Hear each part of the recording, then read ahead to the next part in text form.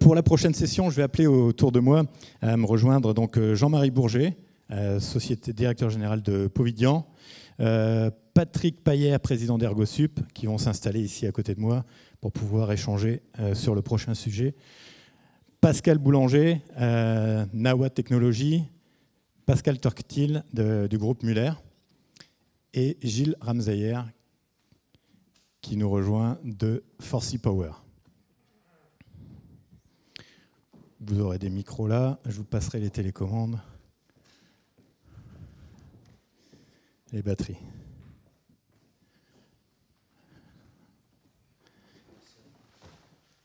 Alors, c'est quoi le bon sens? Alors vous êtes maintenant tous convaincus que l'énergie renouvelable, c'est le futur, c'est l'avenir. Il n'y a plus de problème technologique, on peut produire de l'énergie renouvelable à volonté, on a différentes sources. Tout marche très bien. C'est super pour l'environnement. Ça va contribuer à l'amélioration de l'environnement. C'est encore mieux aussi pour la stabilité géopolitique de notre Terre, puisqu'on a tous accès à de l'air et du vent.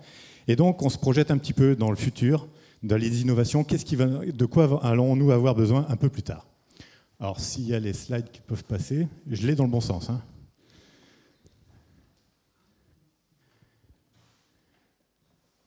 Le prochain sujet, en fait, c'est économique. Combien ça coûte? Et aujourd'hui, on est capable de faire ce genre de transparence. Tous les jours, on a des records où on arrive à avoir de l'éolien et du solaire moins cher que toutes les autres énergies.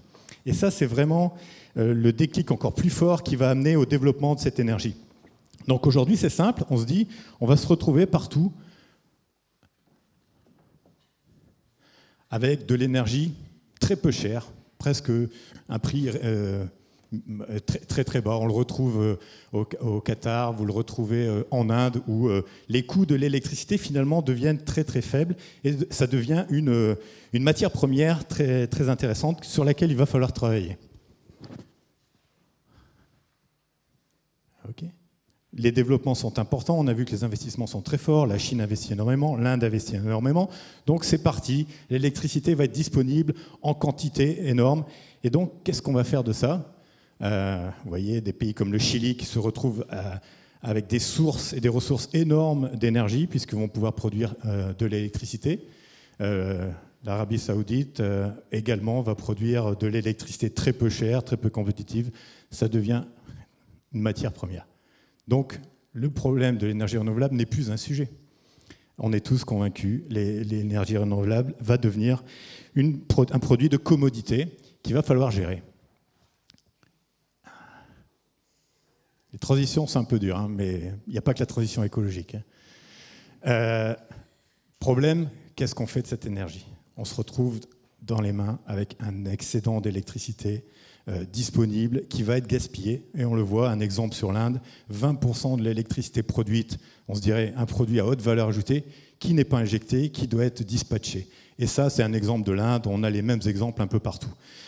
D'où l'intérêt du stockage. Et je dirais plutôt que le stockage, le mot stockage est un petit peu trop réducteur, j'aime mieux la valorisation, puisque ça permet de connecter différentes énergies entre elles, et l'électricité devient une matière première qui peut servir à faire soit du substitut de pétrole quand on fait de la mobilité, soit du substitut de gaz quand on veut se chauffer, soit du substitut d'électricité si on a besoin de refaire d'électricité. Donc ça devient un vecteur énergétique important qui va alimenter tout le réseau énergétique. Là par contre c'est passé un peu vite, mais bon.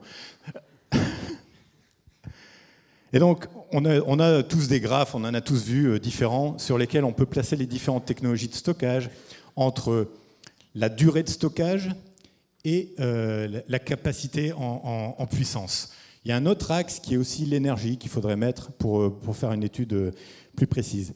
Et donc, l'objectif de cette table ronde ou ces échanges, c'est de se promener sur une diagonale sur cet axe et de voir les différentes technologies qui encore ne sont pas compétitives entre elles, vont avoir des frontières, mais de voir toutes les technologies qui sont là en train de se préparer pour le futur, pour le développement de l'intégration et du développement des énergies renouvelables. Parce que ça, c'est vraiment le prochain levier dont on a besoin pour pouvoir permettre le développement des énergies renouvelables. Alors on va commencer en bas à gauche avec des petite durée de stockage et des petites puissances. J'espère qu'il y a un micro, que Pascal a pris un micro qui va commencer, voilà, comme ça vous le passez. Merci.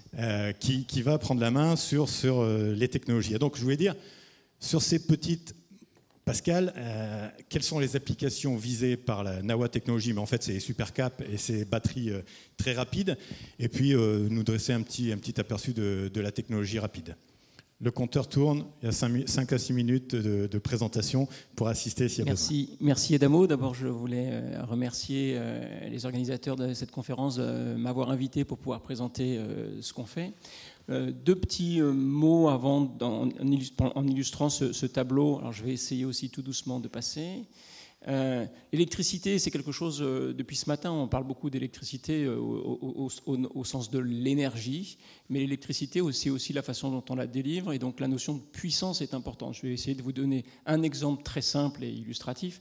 Si Adamo, par exemple, on est tous les deux des consommateurs, et on consomme tous les deux 1 mégawattheure. Mais Adamo a des petits besoins, j'ai rien contre toi, hein, mais il a des petits besoins, mais il consomme longtemps, il consomme 1 watt pendant une mégaheure, on va dire, pour faire simple. Et moi, j'ai des très très gros besoins, je consomme 1 mégawatt, mais pendant 1 heure. On va payer le même prix de l'électricité, puisqu'on consomme tous les deux 1 mégawatt, sauf que la différence, c'est que pour pouvoir amener cette énergie dans nos maisons, pour Adamo, il aura besoin d'un tout petit câble. Il a une consommation très faible en termes de courant instantané. Moi, je vais avoir besoin d'un très très gros câble. Donc la notion de puissance aussi est importante. Et ça, dans le stockage, c'est fondamental. C'est-à-dire que vous allez voir tout au long des interventions qu'on est sans arrêt à trouver le bon mixte entre la consommation dans le temps, le stockage en énergie avec des coûts par wattheure, et des coûts qui baissent par wattheure, et la consommation en termes de puissance avec des coûts plutôt par watt, qui changent complètement la donne. Vous allez avoir des technologies qui vont être très intéressantes sur du stockage long terme, avec, on l'a vu aussi dans les présentations précédentes, et vous allez avoir des technologies qui vont être peu intéressantes dans les stockages long terme, mais très intéressantes dans les stockages court terme. C'est un petit peu l'objectif de Nawa Technologies. Le projet l'entreprise que j'ai créée il y a 3 ans, elle a pour objectif d'essayer de partir d'une technologie qui est faite pour stocker sur des durées courtes, mais d'essayer d'étendre ces durées un petit peu plus longtemps pour pouvoir répondre aux problématiques de fluctuation du réseau ou à des problématiques, par exemple dans la mobilité, de récupération d'énergie en très peu de temps et restitution de l'énergie, par exemple au freinage, et restitution à l'accélération. J'ai voulu illustrer par ce slide deux grandes problématiques à laquelle on fait tous face. C'est l'arrivée donc massive des énergies renouvelables dans les réseaux. Tout le monde en veut, on est tous convaincus. Ça va donner énormément de fluctuations, le solaire, le vent, peut-être moins les énergies houlomotrices.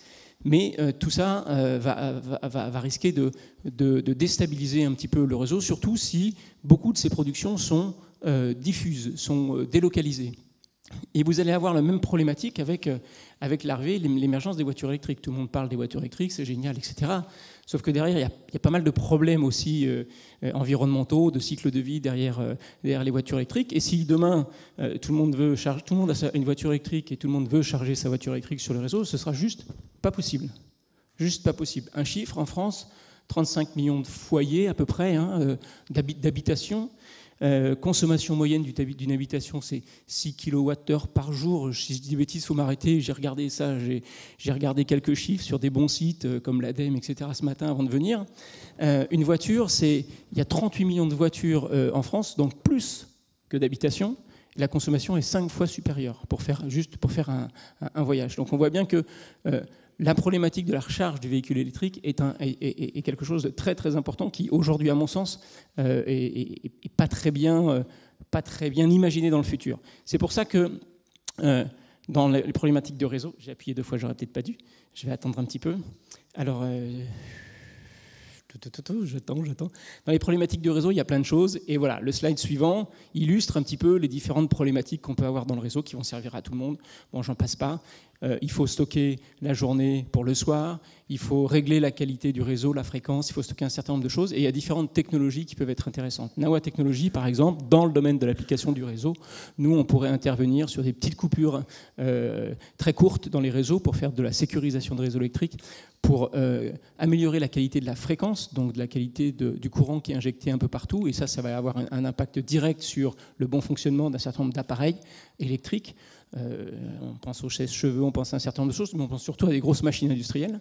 Et puis ça peut aussi être en complément de technologies existantes, essayer de jouer justement sur ce mix énergie-puissance.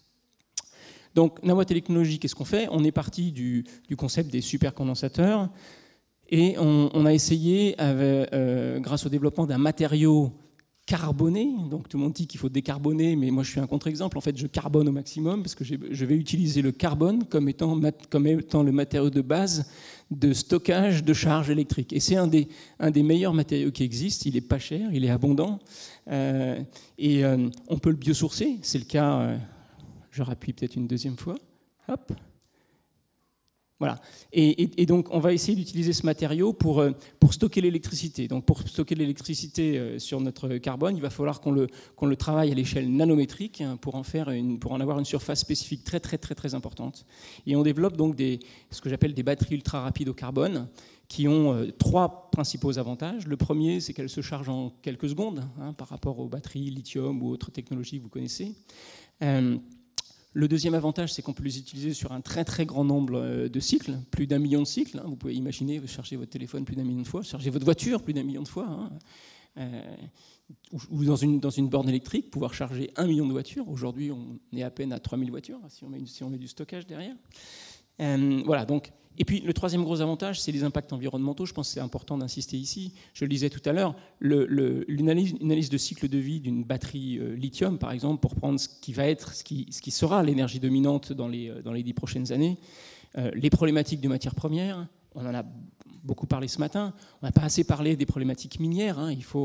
Le problème de la transition énergétique, c'est aussi l'accès aux métaux. Dans notre cas de figure, on n'a pas de métaux lourds, on n'a pas de lithium, on utilise des matières premières biosourcées.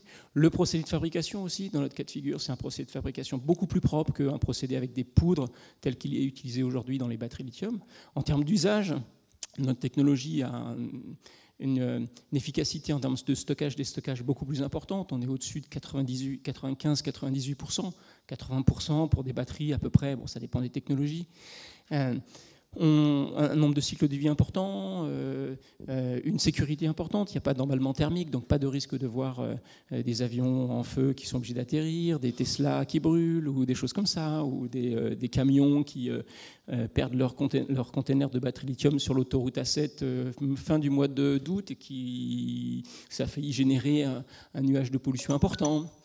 Voilà, donc il me reste 1 minute, c'est cela ? Oui, enfin 1 minute, 10 secondes. 10 secondes, voilà. Donc ce que je voulais dire, c'est que voilà, c'est ce qu'on essaye de faire en termes de recyclabilité. Aussi, notre technologie essaye d'apporter des solutions sur le long terme en essayant de refermer la boucle du carbone, c'est-à-dire réutiliser du carbone qui a été remis dans l'atmosphère. Voilà, donc on est un des rares industriels start-up à vouloir faire ça en France. On bénéficie du soutien de l'ADEME, de la BPI, etc. Et comme de nombreuses startups, il faut porter cette parole à l'extérieur pour que les gens viennent nous voir pour trouver des solutions intéressantes. Merci Pascal. Donc, je résume en 2 mots de ce que j'ai pu retenir. Stockage court terme, très rapide, et qui peut aller avec des puissances assez importantes. C'est ça le marché. On voit des applications, mais on est au début, je dirais, des applications industrielles et commerciales de cette technologie. C'est une technologie qui existe industriellement et commercialement, mais c'est le début dans les réseaux, et ça va venir très fort, je pense, dans la mobilité. On va passer à Gilles. On le sollicitera peut-être à la fin s'il nous reste du temps. Tout dépend de comment joue les jeux. Donc Gilles, sur une technologie qui est bien plus connue, on parle tous de batterie, on en a tous, on en a dans notre téléphone portable, on en a dans les voitures, la Tesla dehors en a. Donc Gilles joue sur du velours, c'est le roi du stockage aujourd'hui. Il va nous expliquer un peu ce qu'il fait et surtout voir les différenciations. Ce qui m'importe, c'est beaucoup de partager quels sont les marchés, quelles sont les applications, sans essayer de balayer tout large, de jouer là-dessus. Alors bien sûr, il y a les slides en support s'il y a besoin, mais voilà la main à Gilles. Donc j'ai 6 minutes, hein, c'est ça ? 6 minutes, d'accord. Bonjour à tous et à toutes. Alors avant d'être le roi du stockage, j'ai bossé 10 ans dans les énergies renouvelables, dans le photovoltaïque, et maintenant dans le stockage, bien sûr. Mais avant ça, j'étais chez Alcatel, où j'ai passé 10 ans. Et entre les deux, j'ai été enseignant. Alors, j'ai pas trouvé fortune, mais beaucoup de plaisir, vraiment. Et j'ai bossé 3 ans, comme ça, à donner des cours à l'EDEC, à l'ESC Reims. Et j'ai commencé ici, là, ce mètre carré-là, devant des étudiants de première année, en anglais, avec un cours que je maîtrisais pas si bien. Et c'était la rentrée. Enfin, cette matinée-là fut un grand moment de plaisir et aussi beaucoup de solitude, quoi. Donc je crois que je me suis couché avant le journal télévisé ce soir-là. Mais bref, je voulais le dire parce que c'est quand même pas... Voilà. Merci. C'est pour la petite histoire. Voilà. Alors, c'est pour dire que je travaille donc pour Forsy Power. C'est une des entreprises qui porte le stockage en France. Notre métier, c'est celui d'un intégrateur, c'est-à-dire qu'on ne fabrique pas des cellules. Vous savez, elles sont cylindriques, prismatiques, ce sont des poches, etc. Il y a une douzaine de lithium différents qui font des choses différentes dans le temps, en puissance, énergie. Mais on ne les fabrique pas. D'ailleurs, on ne les fabrique pas tellement en Europe. Alors, ce n'est pas une guerre qu'on a perdue, c'est une guerre qu'on n'a pas menée, en fait. Depuis que Sony a inventé le lithium vers 92 à peu près, le lithium fer phosphate, enfin en tout cas les batteries au lithium, la balle n'a jamais été en Europe en fait. Et ils ne sont pas plus malins que nous, c'est juste que on n'a peut-être pas, encouragé suffisamment et protégé aussi peut-être nos industries pour y arriver. Il y a des sociétés très sérieuses, dont mes confrères de chez Saft, parmi d'autres, qui font ça très bien. Mais il y a des échelles très différentes malheureusement aujourd'hui. Donc on achète, ces technologies à ces Asiatiques, qui sont coréens et japonais, c'est Samsung, LG, Toshiba, Panasonic. Mais on en fait quelque chose en comprenant ces technos, en les testant, et puis on va leur donner une vie, une intelligence, parce que le lithium c'est bête, ça charge, ça décharge, mais il faut un BMS, un Battery Management System. Ça c'est que pour la batterie, puis après il faut un système qui réfléchit. Et tout ça on le fait très bien en Europe. Vraiment, on nous l'envie. On a commencé assez tôt d'ailleurs. On nous envie les îles. Et les Japonais qui sont venus me voir il y a 2 ans à peine s'extasiaient devant le fameux, la manière dont on gère les arbitrages en fait, qui est parfaitement maîtrisé en Europe. Donc aujourd'hui, c'est ce qu'on fait nous le mieux, c'est l'électronique chez Forsy Power, c'est-à-dire tout le système de gestion. Comment est-ce qu'on parle et comment est-ce qu'on fait faire des choses intelligentes à cette batterie. Voilà. Le stockage, c'est plusieurs choses. Alors, je crois qu'il y a un bouton sur lequel il faut que j'appuie. Pardon. Là, je voudrais revenir en arrière. Mais ça ira. Voilà. Juste pour nous présenter, donc on est 300. On a fait x10 en quelques années. Il y a un peu de sous d'EDF, un peu de sous de Dassault, mais on bosse aussi avec Engie, sans problème. Et on fait 3 choses. On fait... je veux bien la slide entière. Ma bouille n'est pas essentielle. Voilà, merci. On faisait beaucoup de petites batteries, vélos. Aujourd'hui, c'est beaucoup de vélos, beaucoup de scooters, qui sont plus si petites que ça comme batterie. Mais vraiment, le marché, c'est le transport, le bus. La RATP, c'est 5000 bus, 5000 fois 300 kWh. Et puis, c'est partout comme ça, à Londres, à Stockholm, à Madrid. Ça explose en ce moment. On ne fait pas de petits véhicules, mais ça aussi, on le fait très bien en France. PSA, Renault, dans le milieu, sont des pionniers. Donc, il ne faut pas les oublier. Il n'y a pas que Tesla. Et puis, moi, je m'occupe du stockage. Et le stockage, concrètement, c'est quelques applications. Alors, je ne suis pas le premier. Voilà, c'est quelques applications dont on parle beaucoup. Il y a l'autoconsommation. Au niveau mondial, ce n'est pas grand-chose. Juste l'Allemagne, c'est le gros marché, c'est 50 000 maisons équipées. C'est beaucoup et c'est rien par rapport au nombre de maisons équipées en photovoltaïque. Il n'y a pas de business model aujourd'hui, mais c'est très vertueux, ça plaît beaucoup à des gens comme nous, notamment, qui ont l'argent de ne pas être... pour ne pas être obligé d'être profitable, on va dire. Mais ça vient doucement. Mais le gros marché, si on commence par le bas, c'est la régulation de fréquence. Donc ça, c'est pas du tout connecté à des énergies intermittentes. Après, c'est l'intégration de renouvelables, par exemple. On permet au réseau de gérer tous ces flux, en fait, quand vous regardez un système photovoltaïque qui clignote concrètement, si vous le regardez sur un écran, ça n'arrête pas de rentrer et de sortir du réseau. Donc la batterie, c'est un gros tampon qui fait ça très bien. Et puis on peut faire toutes sortes de choses, de l'arbitrage, du backup, enfin comme je l'explique ici. Et le vrai business model, il est celui qui va permettre de combiner toutes ces applications en fait. C'est là qu'il y a un business model et on le fait surtout aux États-Unis pour l'instant. Et voilà quoi. Donc on en est vraiment au début de cette industrie, dans un contexte où on consomme de plus en plus d'électricité, où elle est de plus en plus chère et où les rachats d'énergie intermittente, les tarifs de rachat sont devenus quasiment inexistants dans la plupart des pays d'Europe et ailleurs. Alors, ça c'est pour vous donner en 3 secondes une idée de là où on est aujourd'hui, c'est-à-dire vraiment dans les prémices d'un marché qui est en train d'exploser. Alors schématiquement, on a installé à peu près 2 gigawattheures aujourd'hui. Et rien que cette année, en 2017, on a déjà quasiment installé, je crois, ce qu'on a installé depuis toujours, en tout cas avec du lithium. Hein. Et on va arriver assez rapidement, on est déjà à des rythmes, nous on double chaque année, mais le marché fait pareil, hein, et on va arriver assez rapidement à 15-20 mégawattheures, difficile de le dire exactement.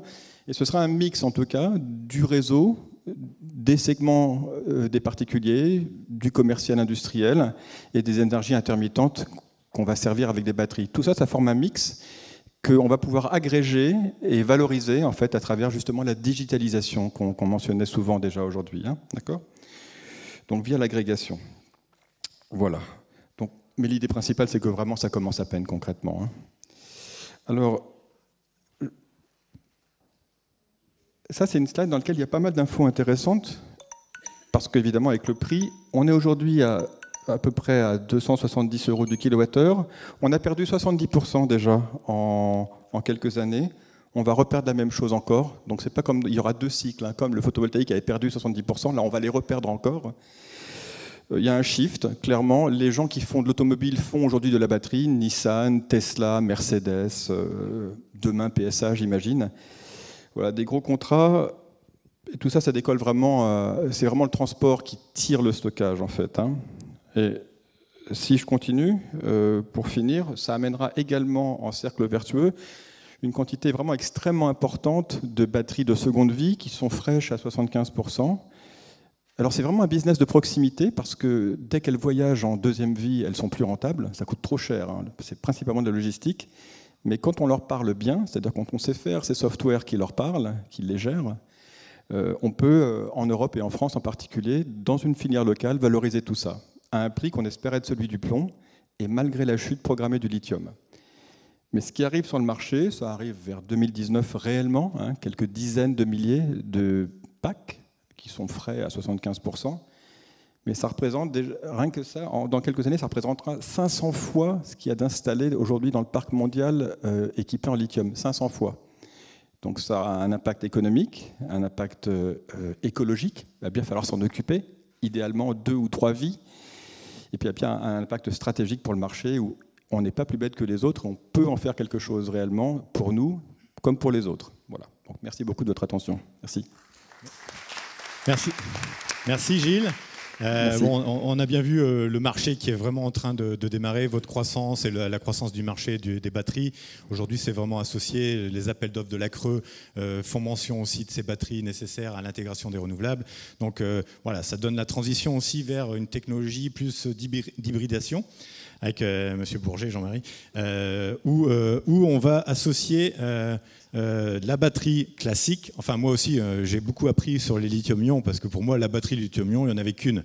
Mais on voit qu'il y en a beaucoup et il y a beaucoup de choses à côté de la batterie parce que quand on dit que la batterie lithium-ion coûte, le prix baisse, il y a tout l'annexe et tout ce qui va autour qui est aussi important à prendre en compte. Donc Jean-Marie Bourget pour Povidian qui va nous expliquer l'hybridation et faire monter dans la diagonale qu'on a vu tout à l'heure du stockage entre énergie et temps pour aller vers des stockages un peu plus longs en durée et puis qui va nous expliquer ce qu'il fait comme technologie et quelles sont les différences, encore une fois, les applications. Merci. Donc là j'ai le même problème que tout le monde. Donc je vais vous introduire Povidian. Je voulais juste vous dire que toutes les photos que vous avez vues sont des photos de nos réalisations. Donc voilà, puis j'expliquerai au passage un peu d'où elles viennent, mais c'est juste pour vous montrer un peu notre savoir-faire. Nous, qui on est une spin-off du groupe Airbus. On a 2 ans et demi de vie. Et l'idée, c'était de dire, il y a des gens très intelligents qui sont à côté ici, par exemple, qui développent de la technologie. Et on s'était dit qu'il manquait un peu le cuisinier qui est un peu au-dessus de la mêlée pour assembler tout ça et développer des applications, parce qu'il faut des applications. Et donc l'idée, c'était de dire, eh ben, on va être intégrateur, on ne va pas développer de technologie, à part des logiciels et des systèmes de management, et on va essayer de montrer aux gens qu'il y a des applications un peu compliquées qui sont réalisables, et donc démarrer la voie pour que d'autres gens nous suivent et qu'il y ait un vrai marché qui se développe, parce qu'en fin de compte, c'est par l'exemple et l'application qu'on arrive à emmener tout le monde, et pas en leur expliquant que c'est possible et en ne le faisant jamais.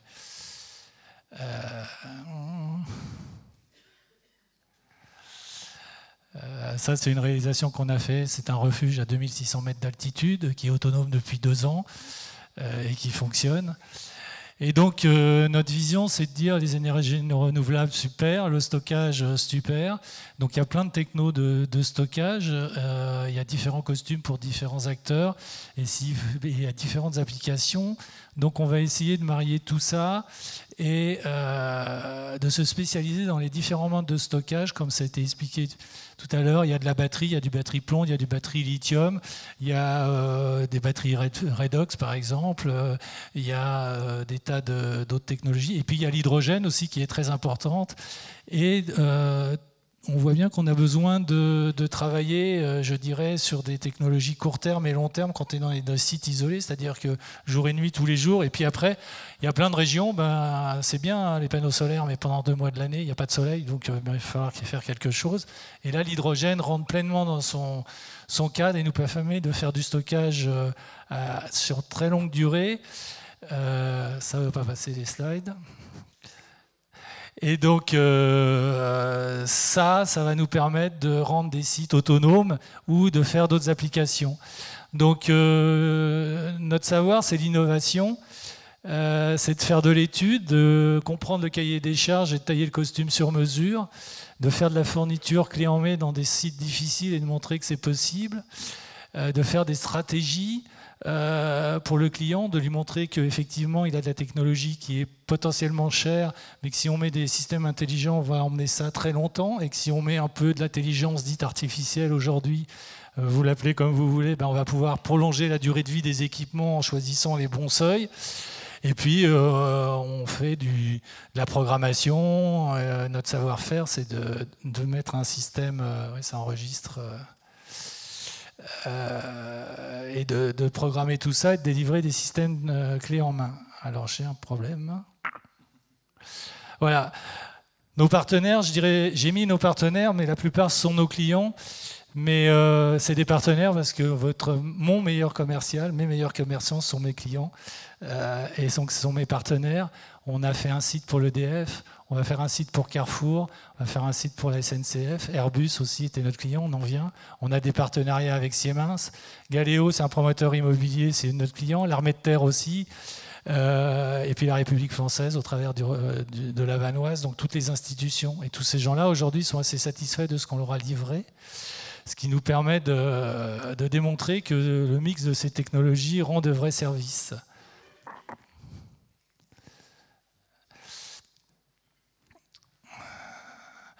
Donc notre système, c'est quoi? Très rapidement, c'est d'agréger un certain nombre de types d'énergie renouvelable, quelles qu'elles soient. On peut même considérer qu'un réseau, c'est un réseau d'énergie qui n'est pas stable, puisque les énergies renouvelables sont par définition intermittentes et pas forcément stables.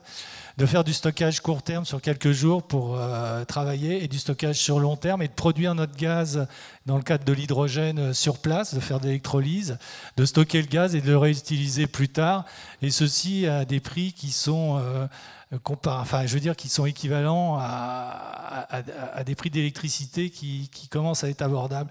Vous allez voir, je vais vous montrer un Carrefour. On arrive à peu près sur 20 ans à un prix d'électricité qui est de 53 centimes en utilisant de l'hydrogène, donc on est du kilowattheure, donc on n'est pas dans des solutions complètement stupides, et il y a plein d'applications derrière.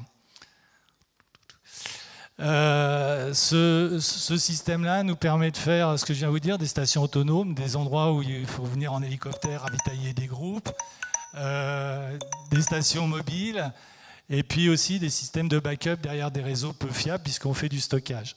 Voilà. Donc je vais juste... après, il y a... ça passe vite, donc je vais plus loin. La réalisation ici, c'est un bâtiment qui s'appelle Delta Green, qui est à Nantes, que je vous invite à venir voir, où on fait d'écrêtage électrique grâce à l'hydrogène. Ce bâtiment a eu les pyramides d'argent et donc a été récompensé. Et puis le site suivant, c'est l'autonomie d'un bâtiment Carrefour qui va être fait à côté de Carcassonne. Et on voit même que des grands de la distribution, où on pense qu'ils sont près de leurs sous, sont prêts à investir pour montrer qu'il y a une empreinte carbone qui diminue. Et puis il y a un petit film derrière, juste pour vous montrer. C'est ce que j'allais dire. Comme Jean-Marie était très bon et qu'il a tenu le timing, normalement on devrait avoir une petite vidéo de sa part. J'espère que ça va passer. Je vous remercie. De la transition. Au cœur de la Réunion, le cirque de Mafat fait partie du patrimoine mondial de l'humanité. Uniquement accessible à pied ou par hélicoptère, ces villages, dits îlettes, ne sont pas reliés au réseau électrique. 310 familles sont équipées de panneaux photovoltaïques individuels, aujourd'hui sous-dimensionnés pour répondre à leurs besoins et à ceux des 100 000 randonneurs qui viennent à Mafat chaque année. Demain, un micro-réseau 100% solaire, associé à un stockage à hydrogène, totalement autonome, pourrait bien changer leur quotidien. Comment ? La solution est en cours d'expérimentation dans le village de La Nouvelle, avec la mise en réseau de plusieurs bâtiments publics. Remplacer des panneaux solaires individuels par un équipement photovoltaïque collectif, jusque-là, rien de très original. Sauf qu'ici, cette énergie, renouvelable et variable, est soit stockée pour 1 ou 2 jours par des batteries lithium-ion, soit transformée en hydrogène via un électrolyseur et stockée sans limite de temps. En cas de pic de consommation ou d'absence de soleil, l'hydrogène est transformé à la demande en électricité via une pile à combustible et l'énergie est immédiatement injectée sur le micro-réseau. Une solution développée par la société Powidian et portée par EDF avec le syndicat d'électrification de La Réunion. Pour une autonomie complète d'alimentation électrique, 365 jours sur 365. Nos solutions pour le climat. Alors, juste une petite précision. Ce film, c'est un film de l'EDF, c'est pas un film Powidian. Le site a été recetté en début d'année, fonctionne. Même mieux que ce qu'on pensait, puisqu'il y a l'école, le dispensaire et l'ONF qui sont connectés. Et l'EDF va connecter un 4e bâtiment, parce que c'est au-dessus des espérances qui étaient amenées. Donc on voit que la technologie, à peu près bien maîtrisée, donne vraiment satisfaction. Il y a des grands quand même qui s'appellent l'EDF. Merci beaucoup, Jean-Marie. C'était sympa. Alors après cette découverte de l'hybridation, on monte encore dans la diagonale. Vous avez vu qu'on a parlé d'hydrogène. Il y a plusieurs technologies qui existent aujourd'hui pour produire de l'hydrogène. L'électrolyse est celle qui est vraiment visée pour être intéressante parce qu'elle permet de connecter de l'électricité à de l'hydrogène. Mais même dans l'électrolyse, il y a encore beaucoup de choses à faire, beaucoup de découvertes. Et donc Patrick Payer va vous expliquer ce que fait la société Ergosub dans le domaine de la production d'hydrogène.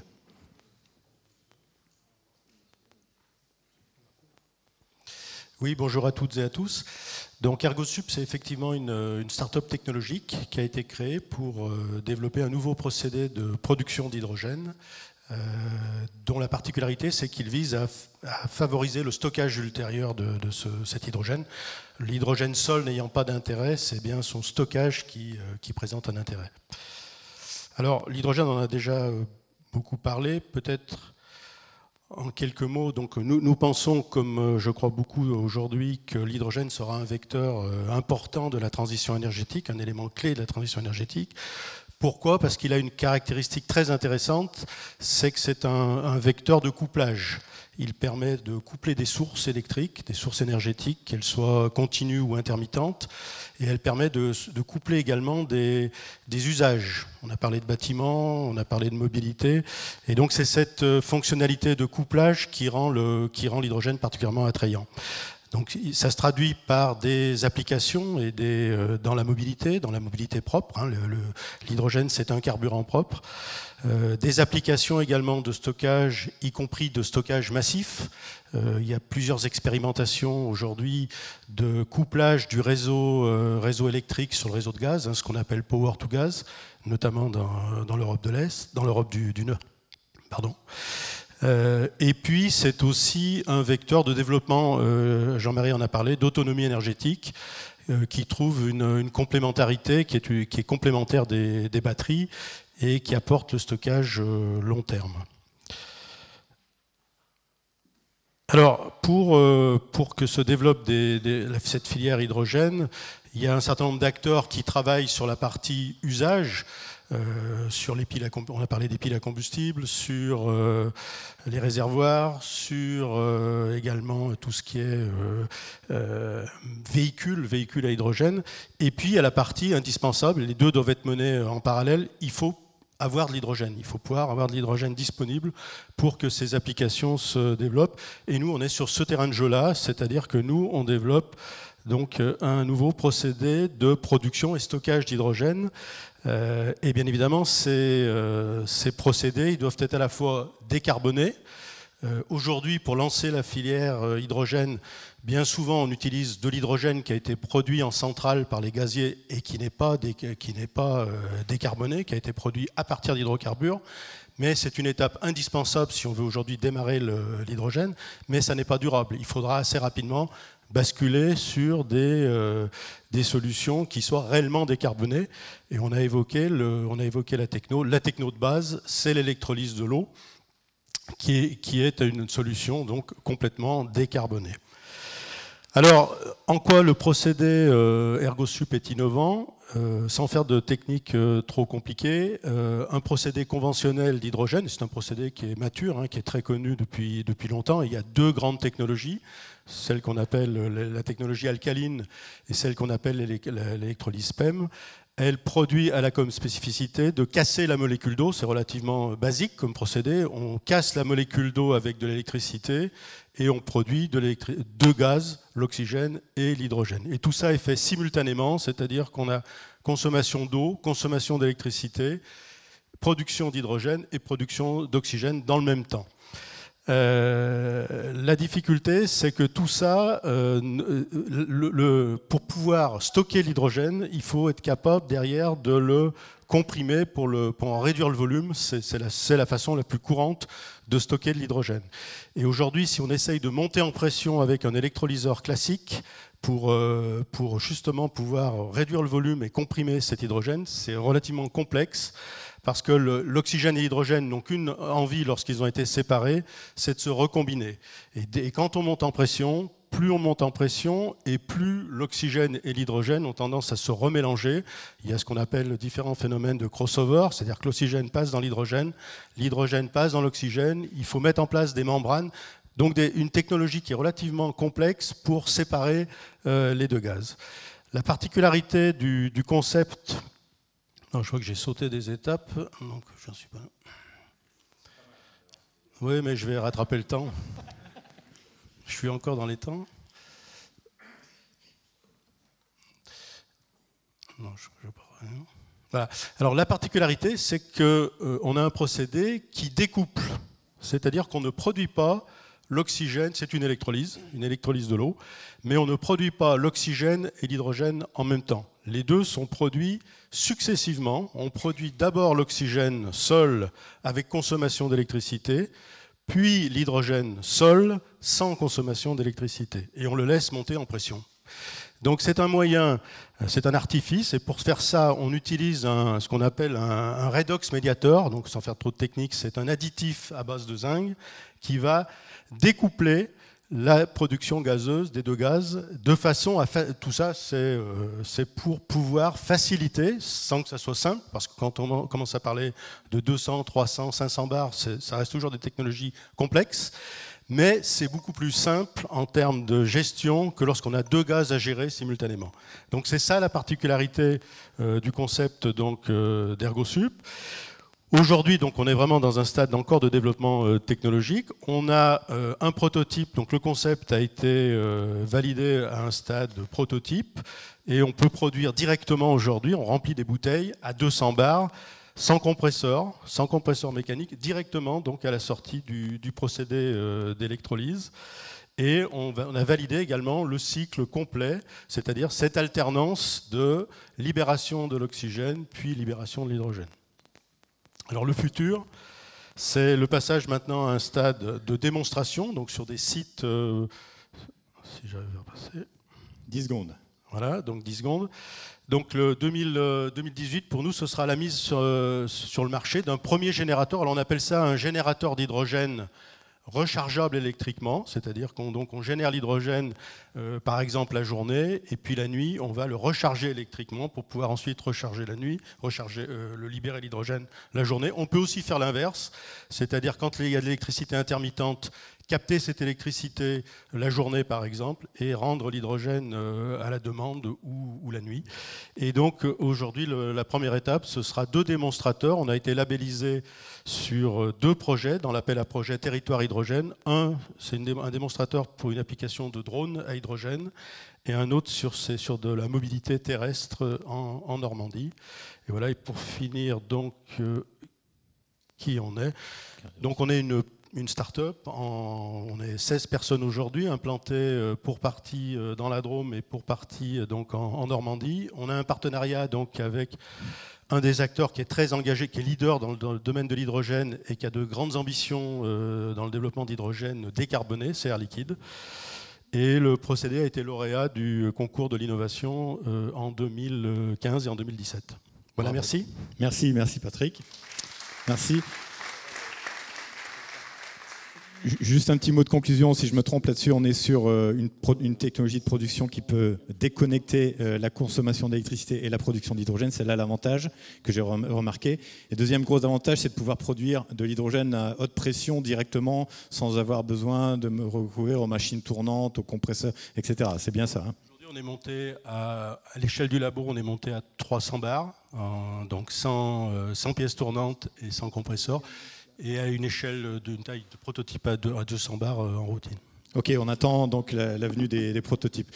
Dernière intervention en fait là, de la société du groupe, enfin le groupe Muller avec Pascal Torquetil. Alors je veux dire, j'ai découvert le groupe et le personnage il y a très peu de temps et j'étais vraiment emballé parce que j'ai trouvé là ce qui me semble manquer un peu dans notre géographie, enfin dans notre pays, des boîtes moyennes, enfin ce que j'appelle moyennes, c'est plus que moyennes, des ETI qu'on retrouve en Allemagne, qui sont des intermédiaires par rapport à nos grands groupes du CAC 40 et qui sont très dynamiques, très sympathiques, super smart, parce que c'est le seul qui a une cravate aujourd'hui, hein, je pense qu'on est un petit peu à côté de la plaque, mais bon, c'est très positif. Non, j'étais vraiment emballé de la discussion que j'ai eue avec Monsieur Torquetil et je lui passe la parole maintenant. On va aller vers le bâtiment, en fait, qui est la partie où on regroupe finalement toutes les énergies dont on a besoin. On va parler peut-être de chaleur, de stockage d'électricité dans le bâtiment, et puis aussi la vision et l'ambition qu'ils ont dans ce domaine du stockage d'énergie. Monsieur Torquetil, la parole est à vous.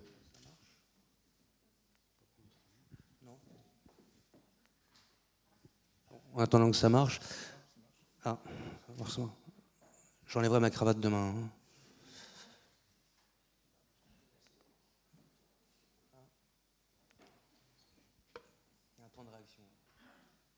L'inertie, c'est le stockage inertiel. Je vois Myriam qui s'en va, mais je la remercie en tout cas pour son invitation, puisque c'est la première fois que je peux participer aux universités. Donc merci encore Myriam de m'avoir invité. Merci aussi de notre préparation, c'était important qu'on se parle avant. Vous verrez un premier slide qui présente mon groupe. Alors nous, on est une ETI familiale, industrielle, française. Je vais pas revenir sur tous les chiffres, vous les voyez en haut. Ce qui est à retenir, c'est qu'un entrepreneur, c'est positif, c'est optimiste. Si on ne pense pas positivement et qu'on n'a pas une belle histoire à raconter, on n'est pas tellement attractif, surtout en France. Alors, vous voyez bien le slide, là, une grande particularité, c'est que 100% des équipements de chauffage, de ventilation, d'eau chaude sanitaire, de smart grid, 100% de ces solutions sont fabriquées en France grâce à nos centres de recherche et dans nos usines, 100%. Donc, pour rester en France, il n'y a qu'une seule façon, c'est innover. L'innovation, la recherche et développement. Donc, notre particularité, c'est qu'on a beaucoup de chercheurs, des doctorants, des contacts avec les universités, et qu'on a des centres de recherche.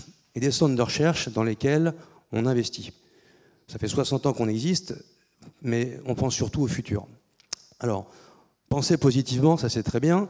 Ce qui est clair, c'est que la transition énergétique, la transition environnementale, la transition digitale, c'est très positif. Il faut en parler positivement. Et la France, quand on voit internationalement, a des atouts considérables dans le monde du bâtiment. Il y a de grandes sociétés dans le bâtiment, des startups aussi très innovantes. Donc il faut jouer dessus et y aller ensemble. Alors, le deuxième slide que vous voyez là, ça a été utilisé ce matin. C'est-à-dire tous ces mots qu'on voit ici sont des mots clés qu'on retrouve tous. Si on se remet en arrière, 5 ans en arrière, Smart City, ville durable, ville intelligente, tous ces mots existaient peu il y a 5 ans. Aujourd'hui, dans nos vocables, on en parle positivement. Donc il faut savoir changer positivement, changer le vocable pour parler de performance, pour parler d'écoquartier, pour pouvoir attirer des partenaires, petits, grands, et pouvoir proposer différentes solutions de technologie. Donc là, je parle d'Internet des objets, de produits connectés, et la thématique aujourd'hui, c'est le stockage d'énergie. Mais j'aurais pu parler de 3 ou 4 autres sujets d'innovation qui sont complémentaires. Donc, nous, on a été lauréat du concours mondial d'innovation il y a maintenant 2 ans. Ça, c'était très positif parce que ça a été, quelque part, un moyen pour nous d'être mis en valeur sur des technologies dans lesquelles on n'était pas forcément identifié. Et le stockage d'énergie, c'est positif aussi. Parce que ça veut dire qu'on parle d'énergie renouvelable, on veut pallier l'intermittence des énergies renouvelables, on parle de décarbonation, on parle de transition environnementale, c'est positif. Je rappelle qu'il y a 2 ans, on parlait de COP21. La COP21, ça a été un succès mondial. On en a parlé, je ne vais pas revenir là-dessus, mais ça a été très positif pour nous. Donc, être identifié à cette démarche positive, vertueuse, verte, environnementale, c'est positif. Donc, on a été lauréat parce qu'on a développé un produit, le projet SETS, qui permet de stocker l'énergie sous forme de chaleur. Bon, ça existe déjà, sauf que celle-ci, elle n'existait pas. Donc, on a développé un échangeur à haute performance avec de la mousse d'aluminium alvéolée et puis des matériaux à changement de phase biosourcés. Donc, Madame la ministre Lepage, biosourcés, dans nos régions, c'est positif, c'est quand même vertueux également. Donc, ça, c'est positif. Alors, si on voit les mots-clés également, ce n'est pas seulement le stockage d'énergie. On parle également de capteurs d'information, parce que ces produits-là sont destinés à être installés dans les maisons individuelles, dans les appartements, en fonction de la puissance demandée, mais également dans des bâtiments plus importants. Et surtout, de pouvoir avoir un lien, évidemment, avec l'énergéticien, donc avec les nouveaux compteurs intelligents, les smart grids, développés par EDF, notamment avec Linky, en France, mais aussi à l'international, puisqu'il y a beaucoup d'expérimentations également à l'international, mais également avoir un lien avec le consommateur final. Ça, c'est nouveau également, c'est comment remonter de l'information à l'utilisateur. Comment l'utilisateur peut-il être intéressé par sa propre consommation? Comment l'intéresser? Et là, on a développé des applications permettant de l'informer de ce qui se passe chez lui. Est-ce qu'une fenêtre est ouverte? Est-ce qu'il y a quelqu'un? Peut-il abaisser la température?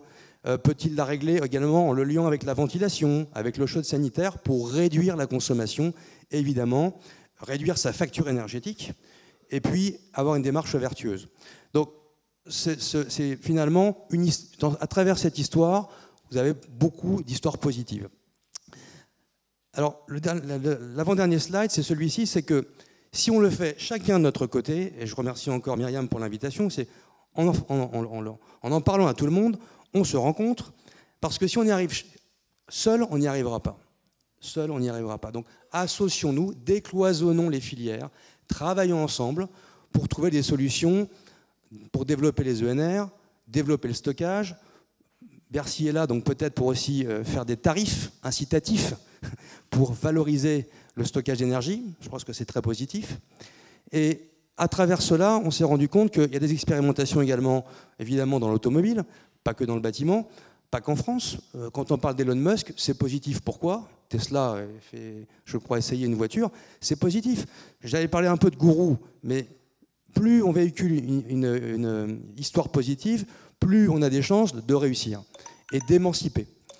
Donc, pour ce faire, on a développé un outil qui s'appelle le Creative Lab, qui est à Laon, dans l'Aisne, dans les Hauts-de-France, pour pouvoir développer l'open innovation, pouvoir faire venir des chercheurs, des startups, des grands groupes, des utilities, fournisseurs d'énergie, des politiques, pour les inciter à travailler avec nous sur le développement des nouvelles solutions technologiques, y compris évidemment celle du stockage d'énergie. J'ai une petite vidéo Super, pour vous présenter. La vidéo normalement devrait passer, comme il a tenu le timing, la vidéo est acceptée, on va dire. C'est gentil, j'enlève la cravate, promis.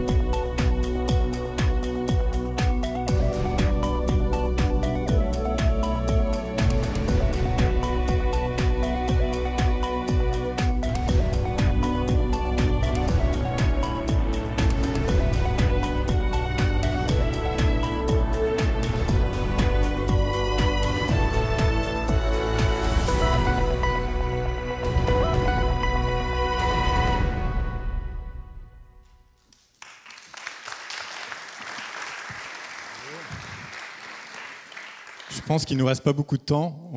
On est un peu en retard. Juste le dernier slide peut-être, parce que j'ai trouvé ça assez amusant. Je ne sais pas s'il passe. Oui ou non? Est-ce qu'il faut le passer avec la télécommande? C'était pour conclure sur une petite image aussi un peu sympathique. Voilà. Ah, il n'a pas voulu. Voilà, on passe peut-être du Carbon Society avec la Big Oil Company. Le futur, c'est renouvelable. On en était tous convaincus. Et le stockage d'énergie va jouer un grand rôle dans le futur. Voilà. Merci à tous. Merci à toutes.